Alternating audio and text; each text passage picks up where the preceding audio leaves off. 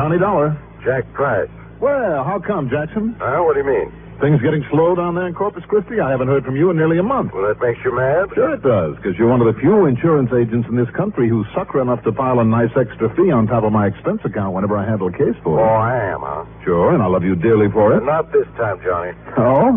Why not? Well, brother, you don't need any extra fees. And speaking of now, brother... Jackson, you touched me to the quick. Speaking of brother, Johnny... Yes? Doug Johnstone. Doug Johnstone? Kid brother of the man who writes up those cases you handle for CBS Radio. Oh, sure. What about him? Well, it seems he has a little problem.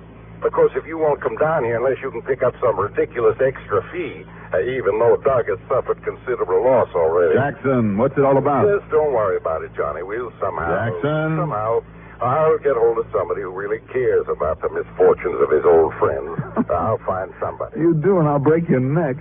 And my faith in human nature is restored. What's the problem? I'll be waiting for you at the airport. Jackson! Now, according to this timetable on my desk, you can pull in here about noon. Hey, I asked a question. See you later, Johnny. Look, I said what's... Hello. Hello.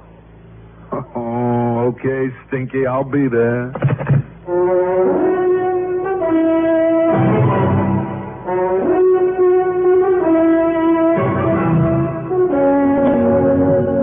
CBS Radio Network brings you Mandel Kramer in the exciting adventures of the man with the action-packed expense account.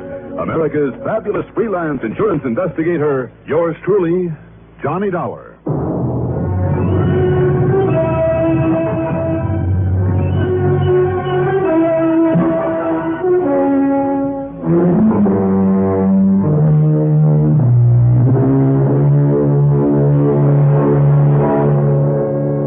Account submitted by Special Investigator Johnny Dollar to the Tri-Western Life Insurance Company Corpus Christi office. Following is an account of expenses incurred during my investigation of the Skidmore matter.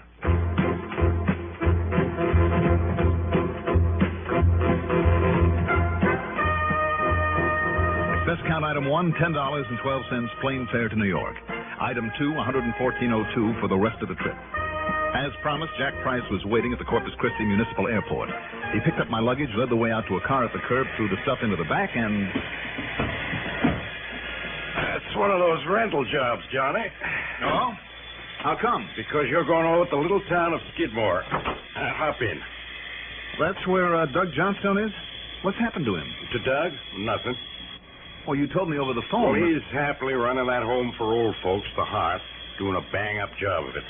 He said to give you his regards. He'll see you later. But as long as this problem's really ours, the insurance company... Now, wait 1 minute. You said over the phone... I said as little as possible to be sure you'd hike on down here. Jackson, you're a dog. Sure I am. But anyhow, here's what goes. Yeah. Doug has been pretty well in the stock market since he came here to Corpus. And some other investments.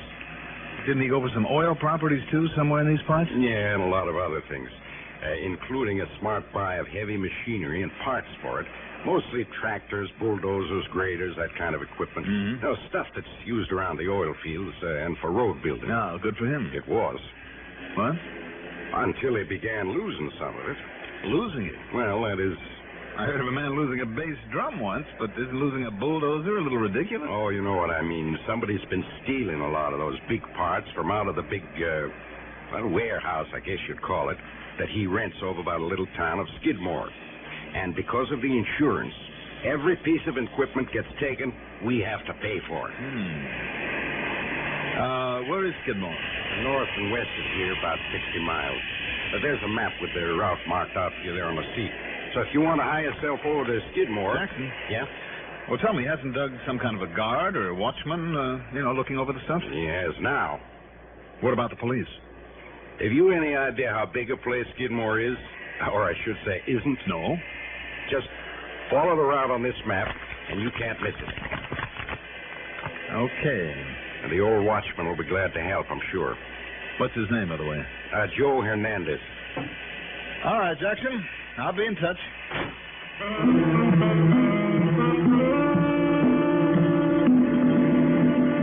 I drove the freeway to Gregory, then west on 181. Jack was right.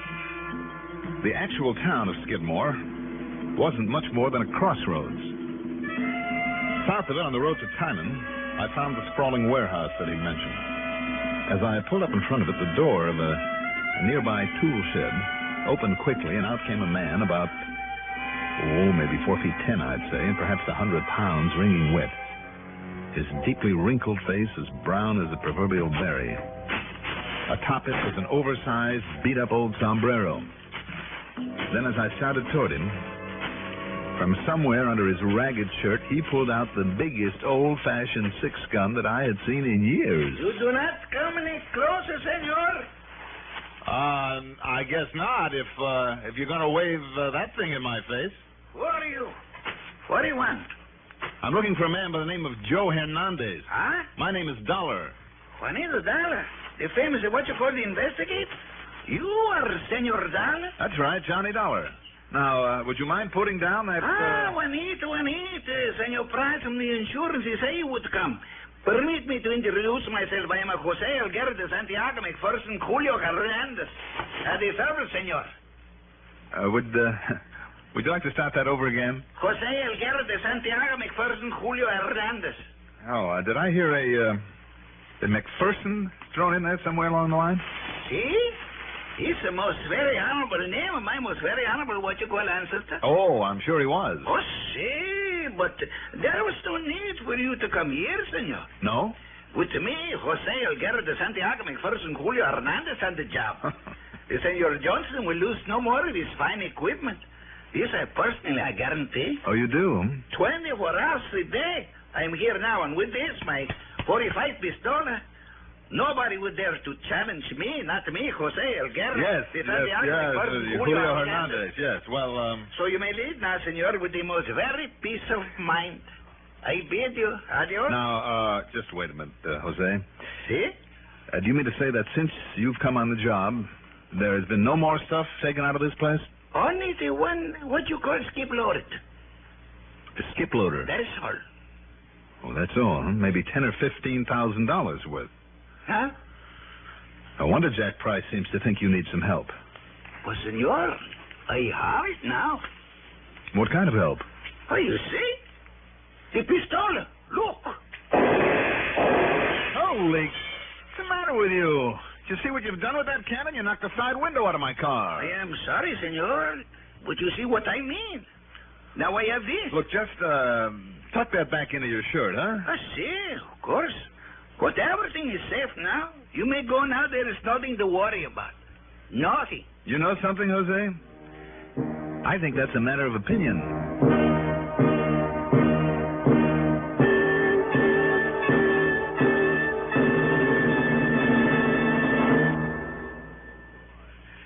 Can you provide skilled assistance on a farm cooperative? Teach reading and writing to people who want to learn? Assist in industry management or nurse the sick? These are a few of the many jobs open to members of the Peace Corps. Dozens more countries in Asia, Africa, and Latin America are asking for help from the Peace Corps. To find out if you can qualify for this exciting work, write to Peace Corps, Washington 25, D.C.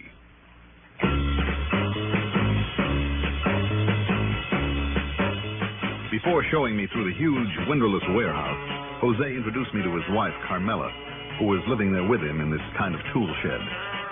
It was she who'd insisted that he buy the gun after the last robbery. Then he took me in for a look at the heavy equipment parts Doug Johnstone was storing there until it could be sold.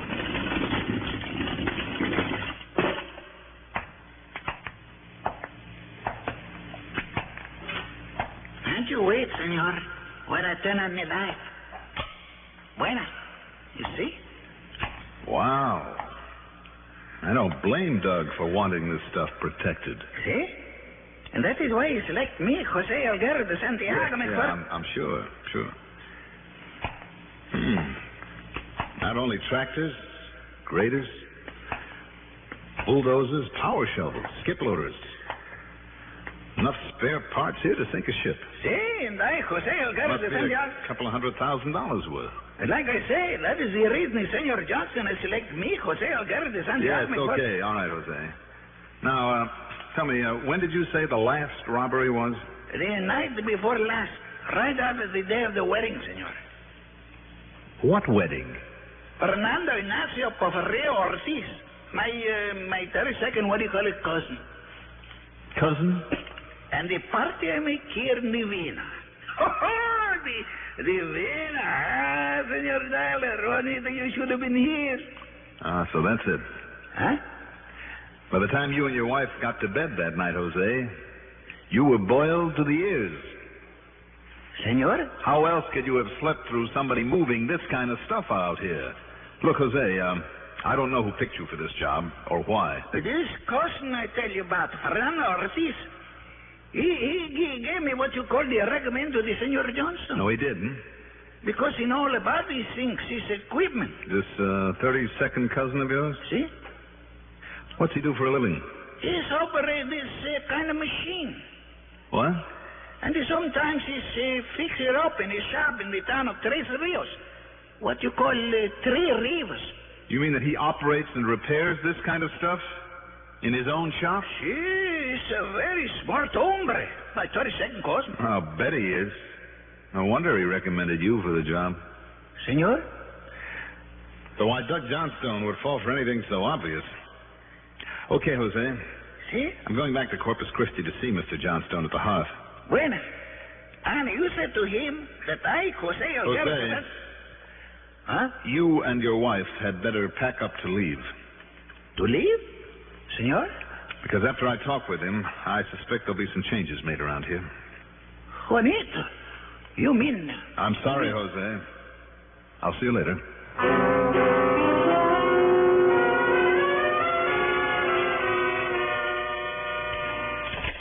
Sorry that I couldn't meet you at the airport, Johnny, but this really has me tied down here. I know, Doug. It's perfectly all right. What isn't all right, though, is the guard you have at that building over at Skidmore. I know. Tell me, didn't you smell a rat when this 32nd cousin recommended him, if there is such a thing? Cousin? Yes, this Ortiz. Well, I didn't know they were related, even that distantly. The point is, Johnny, that I just found out that Ortiz owns a piece of a repair business for road building machines and the like. Well, sure he does. All I'd known about him before was, well, he did some odd jobs around here, mostly earth moving. Now, of course. Well, of course. All he has to do is get old Jose and his wife drunk, then help himself to your warehouse full of parts. It certainly looks that way. And this Ortiz is a sort of sharp sort of character. Have you called in the police? No, because meantime Jack Price promised to get you down here, and, well, I figured you'd handle it. Yeah, well, I'll try. The first thing, of course, will be to replace old Jose. Do you think he's wise to this caper? No. He's such a sweet old man. No, I don't think he's wise, but that's beside the point. Yeah, I know. The main thing now is to get somebody smart out there before this Ortiz can hit you again. Well, I'm sure he won't tonight. Why? Because he's coming in here to see me. Oh, what about? I don't know. Probably looking for some more odd jobs. I told him I don't need him again, but he's coming anyway. Do you mind if I'm among those present? Oh, it might be a good idea. You can look him over. He's due at 8:30. Good. I'll be here. Purely on a hunch, I drove on over to Skidmore again just to make sure that old Jose was on his toes and would stay that way. Have no fear, senor, as long as I, Jose, will get to Santiago McPherson. Then I drove on back to town, checked in at the Robert Driscoll, unpacked my bags, changed, and ran up item 3, $5.80, for one big, delicious dinner. By then it was time to meet Doug, and more important, Fernando Ortiz. Sharp character is right. In spite of his working clothes, and regardless of how good a job he might have done for Doug and the rest home, I just didn't like him. No, I'm sorry, Ortiz. There just isn't a thing we need you for at the moment. But, Mr. Johnstone... Not a single thing. Now, if you don't mind... But if something does come up that I can do for you, will you call me? Sure. As I told you nearly an hour ago when you first got here. But now my wife is waiting for Mr. Dollar and... Oh, of course. I am sorry to hold you up this way. But just one more thing. Ortiz. If you decide to level off the recreation area... Some other time, Ortiz. Very well, whatever you say. Mr. Dollar, it has been nice to meet you. Thank you. Good night. Good night. Good night.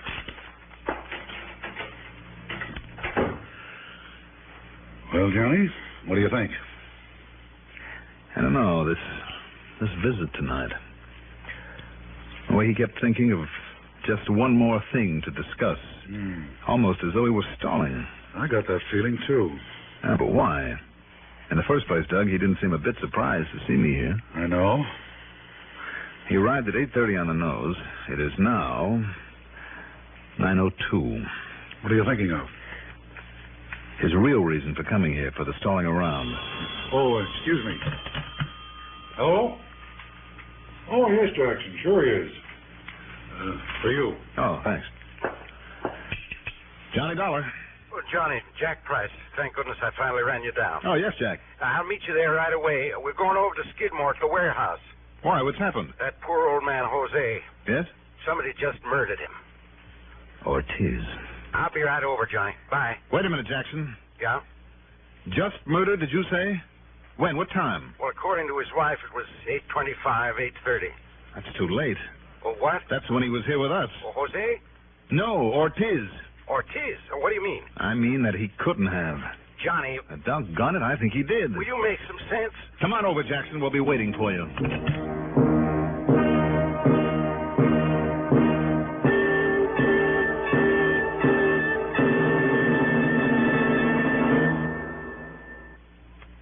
Newport filter cigarettes, Newport menthol cigarettes, a hint of mint makes the difference.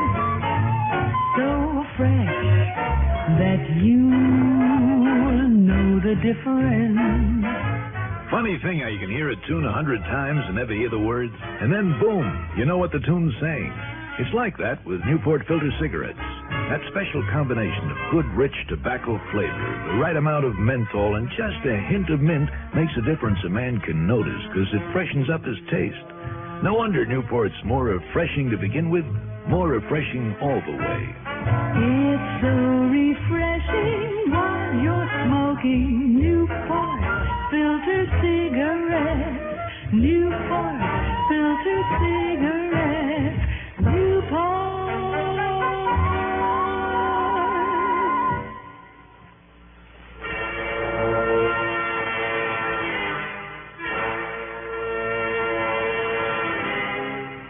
The warehouse over near Skidmore was crawling with state police. Fortunately, Sergeant Billy Roscoe, an old friend of mine, was in charge. Now, Johnny, Mr. Johnstone, Mr. Price, see here? Whoever plugged him with that old gun of his got him real close up. Because if he used Jose's clothing to muffle the sound. Yeah, I see. You're right, sure. Tell me, are there any prints on the gun? All wiped off. Jose's wife, Carmela, she see anybody around? Only you, and then later some cousin Fernando... Ortiz. Yeah, that was it. Where is she, Roscoe? Asleep? Asleep? Sure, she was in bad shape. The doc gave her a sedative. Oh. One of my boys who understands Mexican got the whole story from her. Oh? Yeah, this Ortiz talked with the old man a while and tried to give him a couple of jugs of wine.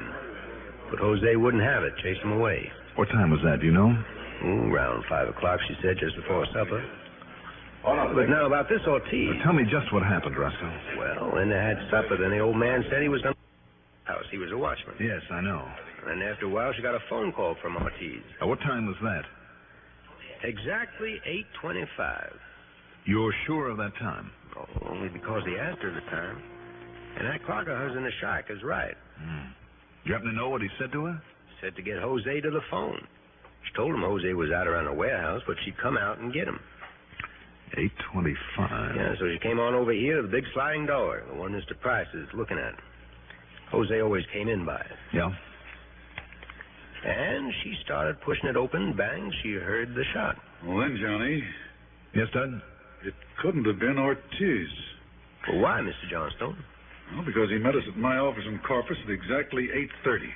He couldn't possibly have been over here only 5 minutes before. Yeah. Looks as though we were wrong about him. Why, you suspected Ortiz of this, Johnny? Or else he's a lot smarter than we think. Anyway, what happened then, Roscoe? She came in and found the body, then put in the call to us. No sign of anyone else in here? Well, of course, the man could have hidden away in all his junk. Yeah. Listen, if he was heisting these machine parts, if he knew that Jose had been talking to me, that I might get on his trail... Well, sure, he'd have reason to kill off Jose. Yeah, but he couldn't, Sergeant, because he was in Corpus at 8:30 with us. Now, where was he when Jose was killed? Well, like I said, on the telephone. He must have been in Corpus waiting for Jose to get on this end. Was he still on the phone when she got back to call you fellows? Well, now, I don't know. No, I'm betting he wasn't. If he talked to Jose after I was here, he knew I told Jose to keep an eye on this place tonight, to be here inside this warehouse. Okay. Then why did he make that call? Well, I'm sure that I don't know. So that she would come out here and find the body? At about the time he'd be walking into Doug's office? No, wait, Johnny. You sound as though he's the only possible killer. I think he is. Suppose he'd killed him earlier. Oh, Carmela heard the shot, a great big bang as she touched the sliding door. Even so, Wait a minute. You can't lick it, Johnny. Did you say a great big bang? Yeah, like it was just inside of the door. But look, his body's over here. And the way that gun was shoved into his clothing, it should have been it should only have been kind of a muffled sort of a thug. Well, now, say, you're right. Hey, that shot must have been here at the door, Johnny. What's that, Jackson? Look, this funny mark on the door kind of burned. Yes. And the smell, you smell it? Like iodine. Yes. Yes, you're right. What is it, Johnny? The answer, Doug. I'm sure of it. The answer to what? How Ortiz killed him. Sometime after I left, as soon as Jose came out here to this warehouse, Ortiz killed him and then went to keep the date with you, Doug. Yeah, with the shot at 8:30. Sounded like a shot. It would to an untrained ear. And she set it off when she pushed against this door about the same time that he walked into your office, Doug, for an alibi. I don't get it, Johnny. A crazy kid caper. High school chemistry class. What? You remember, Doug? Like making stink bombs, carbon disulfide, but this one was the best one of all. Wait now. Nitrogen iodide. You remember you made a kind of a soup real carefully out of iodine crystals and ammonium something? Of course I remember. Sure, then we'd filter it, then, get a sort of a paste out of it and spread it around. Sure, on the door hinges, on the seat hinges in the assembly hall, under a book on somebody's desk, and we'd let it dry. And when it was disturbed, even the least little bit, the stuff went off with a bang. Yeah, and the girls all squealed, and we boys had a ball. But in this case, Ortiz's alibi. If, that is. Roscoe, you want to scrape off some of that and have a lab man see if it's the residue of nitrogen iodide? Well, I sure do. That's really all there is to the case. It was nitrogen iodide, all right. And a rundown on Fernando Ortiz brought out the fact that he'd been quite a prankster in his high school days. But you know what gave me a big surprise?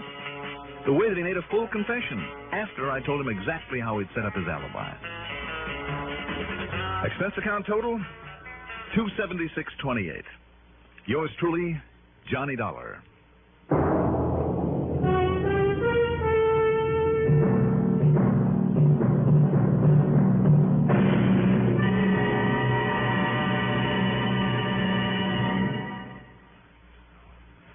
Now, here is our star to tell you about next week's story. Next week, one of the most beautiful spots on Earth that really shouldn't be the site for a murder. Join us, won't you? Yours truly, Johnny Dollar.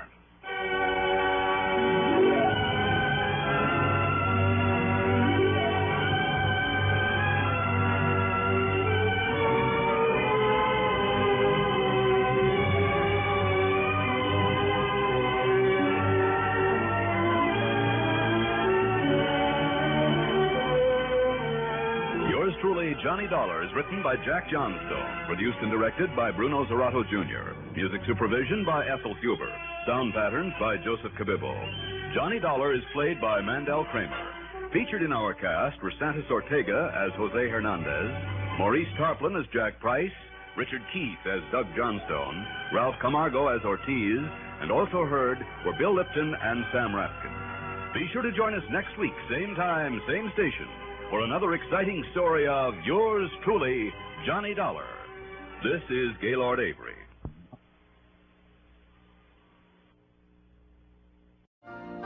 You've been listening to the OTR Gold Network. Find more classic radio at otrgold.com.